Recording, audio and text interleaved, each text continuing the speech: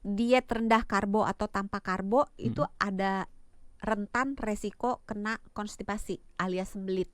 Oh, oke. Nah kalau dia udah punya wasir, Mm-mm. kalau dia sembelit kan Mm. wasirnya akan tambah parah gitu. Oh, Jadi betul. untuk orang-orang yang seperti ini agak hati-hati.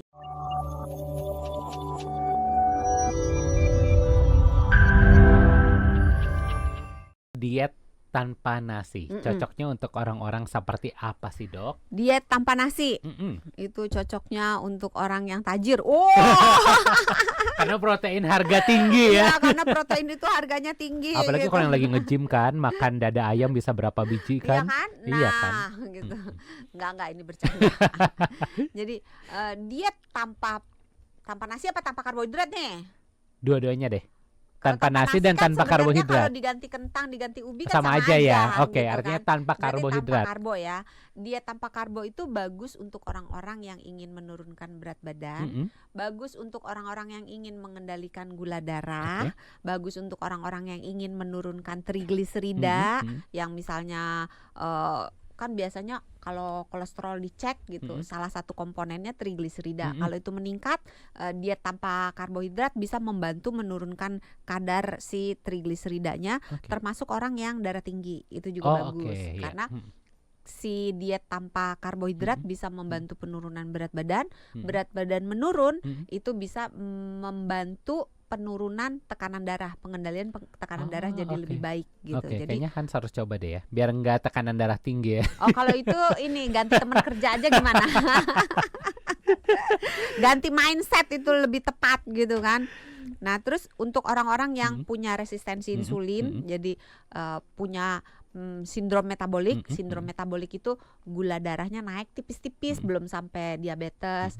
Tensinya naik tipis-tipis, belum sampai hipertensi. HDL itu kolesterol baik, turun di bawah normal. Terus trigliseridnya naik, terus berat badannya tergolong obesitas yang sentral, artinya perutnya yang buncit. Jadi lingkar perutnya itu kalau pada pria di atas 90, pada wanita di atas 80. Nah, itu kategorinya sindrom metabolik. Nah, untuk sindrom metabolik, diet tanpa karbo atau diet rendah karbo itu dianjurkan. Oke, artinya kayak tadi Hans makan padang harusnya rendang sama sayurnya itu sama cabai hijau ya. Pakai telur, pakai sayur, tergantung sayurnya apa. Kalau Singkong sayurnya kan? kalau sayurnya daun singkong itu masuknya rendah karbo, bukan tanpa. Oh, ada ini. Karena di dalam daun singkong ada sedikit karbonya. Ganti toge deh gimana? Pada umumnya sayur-sayuran ada sih sedikit karbonya. Kalau sayur yang nggak ada karbo agak susah ya. Nah, tapi itu bumbu-bumbu, Dok. Ini juga Indonesia kan makanan yang sangat kental dengan bumbunya. Ini kayak tadi Hans makan Bumbu rendang. Boleh, nggak ada karbonya artinya ya, aman ya. Biasanya kayak mungkin bawang gini ya, kalau atau semur ada karbonya kan. Kalau semur kan pakai gula Jawa, kalau nggak salah, mohon maaf nggak bisa masak gitu. Kan biasanya pokoknya bahan bumbu masak yang menggunakan kecap manis, yang menggunakan gula dalam berbagai bentuk, gula Jawa, gula merah, gula palem, gula apalagi, gula semut, pokoknya gula pasir, semua yang bergula itu hitungannya rendah karbo jadinya. Bukan tanpa karbo ya. Karena termasuk gula gitu. Jadi kalau tanpa karbo, gula dihitung sebagai karbo. Oke, Dok, ini apakah ada profil khusus orang-orang yang memang mau tidak mau dianjurkan harus diet rendah karbo ini? gitu. Bukan rendah, yang tanpa karbo. Biasanya dianjurkan buat pasien-pasien epilepsi, buat pasien-pasien yang ada autoimun. Tapi ini sebaiknya diet-diet yang tanpa karbo atau rendah karbo itu dikonsultasikan dulu ke dokter ahli gizi. Karena balik lagi tiap orang punya kebutuhan beda-beda karena harus cek dulu, misalnya nih, diet rendah karbo atau tanpa karbo itu ada rentan resiko kena konstipasi alias sembelit. Nah kalau dia udah punya wasir, kalau dia sembelit kan wasirnya akan tambah parah gitu. Jadi untuk orang-orang yang seperti ini agak hati-hati. Mungkin milihnya jangan yang tanpa karbo, tapi mungkin milihnya yang rendah karbo. Atau orang-orang yang punya gangguan tidur misalnya, karena diet yang tanpa karbo itu bisa pada awal-awal terutama menimbulkan insomnia, susah tidur. Walaupun nggak semua ya, walaupun nggak semua. Karena bahan makanan yang ada di dalam golongan karbohidrat itu mengandung nggak cuma karbo juga, tapi ada vitaminnya, ada mineralnya, ada antioksidannya. Nah, vitamin, mineral, antioksidan ini dibutuhkan untuk menjaga keseimbangan hormon melatonin di dalam tubuh orang itu, yang ujung-ujungnya memicu tidur atau mempersulit tidur. Oh, oke. Mungkin itu kunci kalau yang insomnia, banyak-banyak makan karbo ya. Biar gampang tidur. Enggak juga ya? Bisa dikata ada beberapa jenis karbo, terutama yang tinggi triptofan, itu boleh dikonsumsi kalau kita misalnya susah tidur. Misalnya susu putih, kiwi,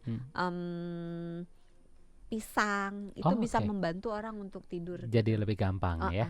Oke, tadi kita udah ngomongin soal orang-orang mana nih yang memang dianjurkan untuk bisa mengikuti diet tanpa karbo atau rendah karbo ini. Tapi ada nggak sih dok bahayanya nih orang-orang yang justru nggak boleh nih untuk melakukan diet tanpa karbo atau rendah karbo ini?